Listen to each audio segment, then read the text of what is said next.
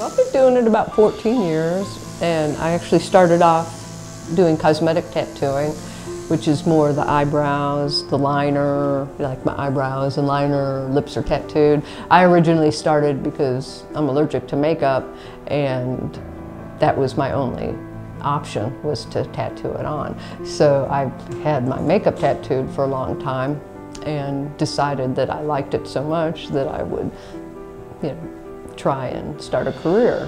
And it started off more cosmetic tattooing with the brows and everything, and hair transplant scars, that's part of it.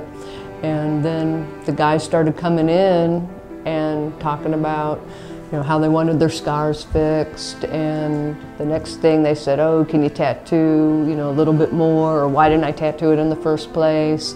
And gradually, little by little, I started off in the back and worked my way forward. And about 8 years ago, when Lewis came on, we started really doing a lot of work with the hairline. Yeah, just lightly, a light tap in there. One of the things I've been noticing, especially here in the last 25 years, is the way a lot of the people are thinning now, and how a lot of the people are using all kind of sprays and dyes to basically try to cover up and conceal their baldness. A lot of the young guys at this point have really taken, the concealment to a whole nother level, because they're pretty much spraying, and it's almost like a spray painted look it's not even natural, but people are doing it and thinking it's look good, but it really doesn't look good, So it's kind of it's just crazy, how people have taken it to that next level to try to give themselves, some type of hairline and try to help their own confidence out.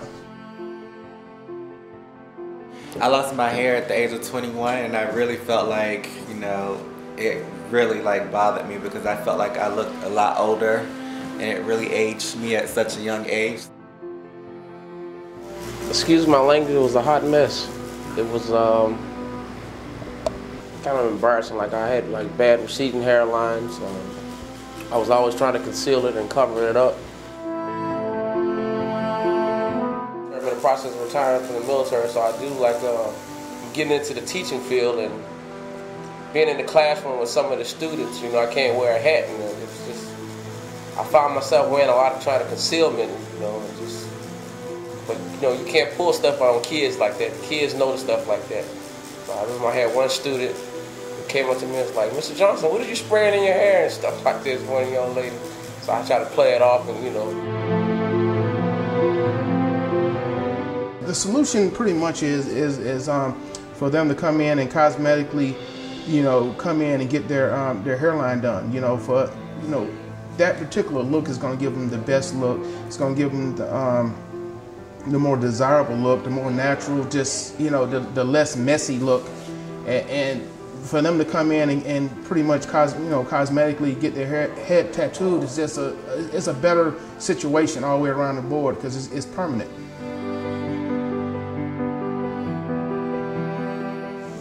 That's when I met Lewis and Miss Cheryl, and it kind of basically just changed my lifestyle pretty much now. I'm not afraid to go out and start talking to people more. It's really a confidence builder. And then blend in a little bit. Yeah. The console is major, because it's good for them to know up front what to expect. The aftercare is very important, because we talk about the aftercare up front. We tell them exactly what needs to be done, and it's up to them to go home and follow through with the game plan. If they go home and follow through with the game plan, everything works out good. If you go home and you decide that you want to go against the game plan, then things can go bad. Well, we're going to darken it, smooth in those areas. Okay. It's an education process, because you need to learn how to take care of your hair, you need to learn how to cut your hair. You just can't come in, get it tattooed, and then go back to your old habits. So we teach you how to cut your hair, we teach you how to use the clippers, we'll adjust your clippers for you. So we're trying to get you to where you're using the right shampoos, you're shampooing it often enough, you're cutting it right. so it looks the best. So sometimes they'll come in and want to go back to their old habits, and it's not going to look as good, so you have to re-educate them, tell them to send pictures. We want to make sure that just because you came in and paid to get it tattooed, that we want to make sure you're okay a month down the road or 2 months down the road. I'm really comfortable with the outcome. I love the way it looks. It's really easy. I just get up in the morning and just shave, and it, it's already look edged up. It always look, it always look good. I mean, you'd be surprised at how many barbers don't even know how to do a razor shave, or how to groom a client, or how to even talk about grooming. Those are types of clients that I wanted to really deal with, guys who actually thought on a different standard level, guys who wanted to take that next level of grooming, as far as just different than going into just a shop and waiting all day for a haircut. We wanted to provide certain amenities that really cater to the entire body of what men like to do as far as grooming is concerned. So from hand and foot detailing, from facials to massages, those are things that we wanted to add to our menu and to our service, and also not just add it, but add it at a level of high standard, where the delivery of that service was one that guys could really embed themselves into and take pride in as they came and got groomed by our services. If a woman is losing a little bit of hair on their hairline because of perms or braids, and she's spraying it, anytime you're in a situation where you're having to spray it, a tattoo is a great substitute. A lot of the African American men could do their eyebrows, and so we do all sorts of anything that's cosmetic tattooing. We happen to do full heads on African Americans. We do not do full heads on Caucasians. We're excited. We were next door for 12 years, and we saw the space come available, and we were a little bit crowded in there. So this just allows us to open up to the barber area. It allows us to expand the women's services where before we didn't have the space to expand that.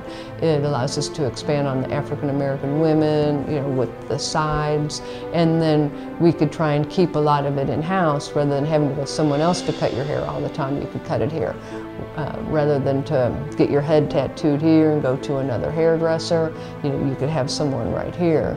If you want to get, a massage, after you get tattooed, that's something that will be available. If you get your eyebrows tattooed, and if you're a guy and you want to keep them waxed, you could do it in the same place. That way we could make sure that whoever's cutting your hair, who's ever doing your waxing, that you're still looking good, because once you tattoo it, it's not the end of the story. You still have to maintain, you still have to have a good haircut, you still have to keep your eyebrows in check.